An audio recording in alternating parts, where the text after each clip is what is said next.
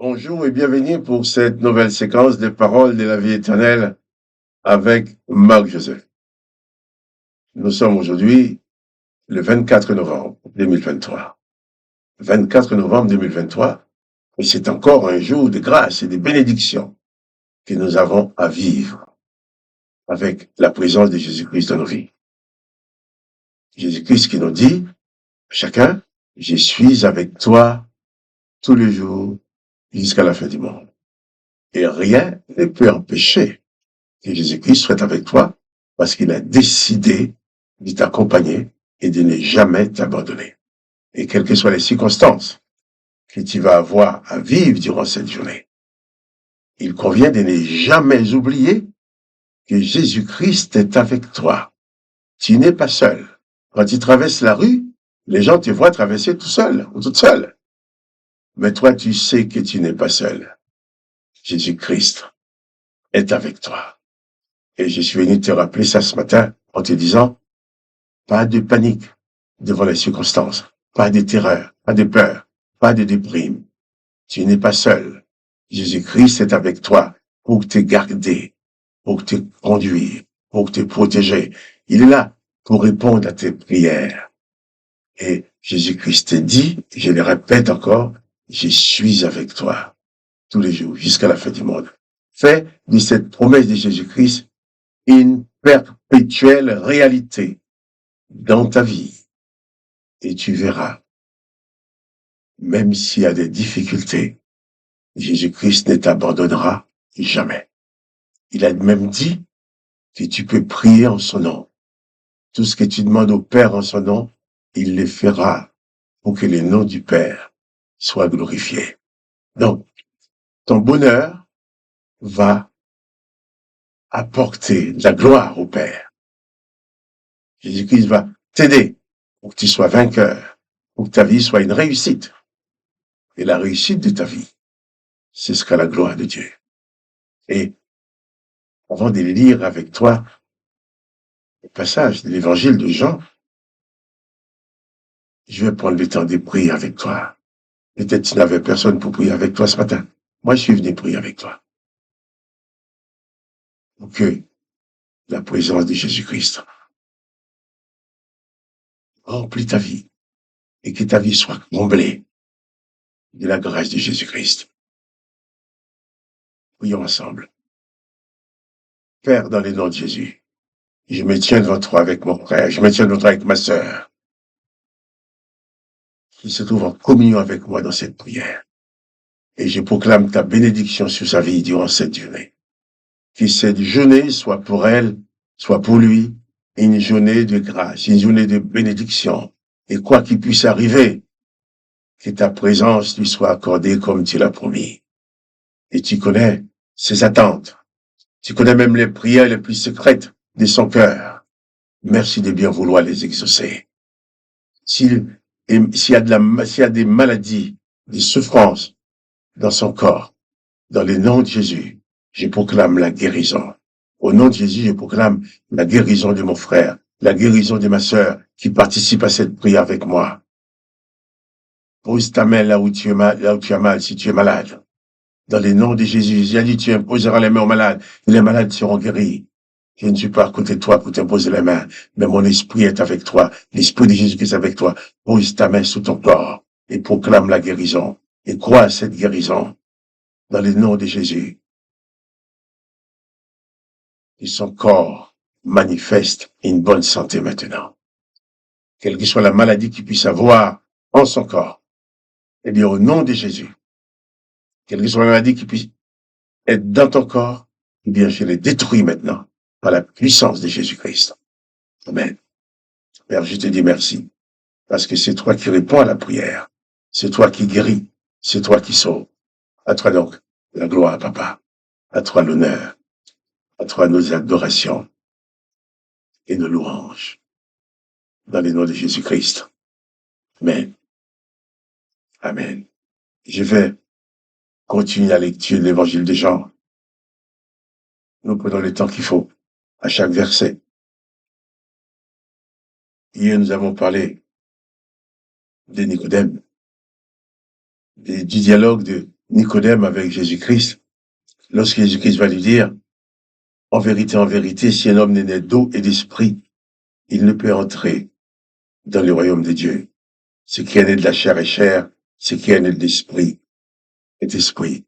Jésus parle de la naissance d'eau.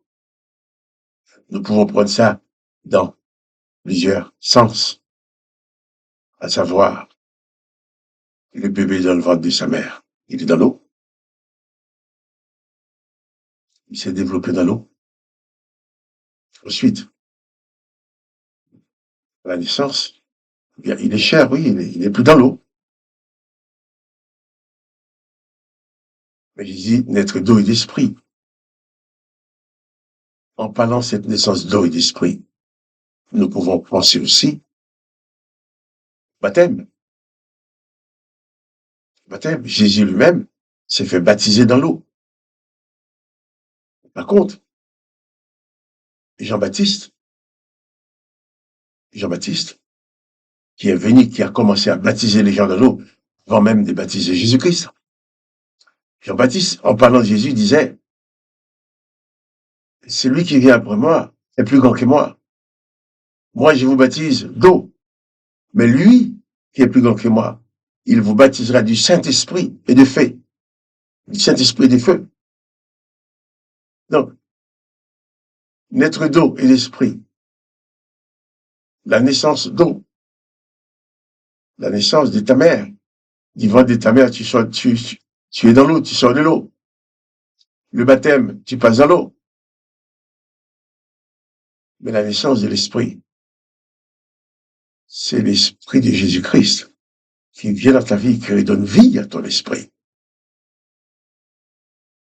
Il y a des textes qui nous expliquent que lorsque Jésus a été baptisé, Jean-Baptiste a vu l'Esprit de Dieu descendre sur lui comme une colombe.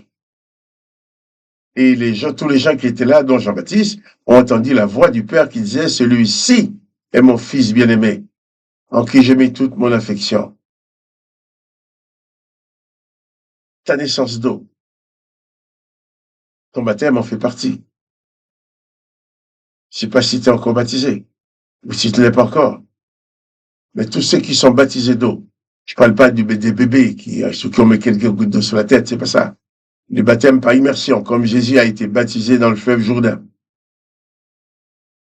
Les jours de ton baptême, bien sûr, tu n'entends pas la voix qui parle. Tu n'entends rien.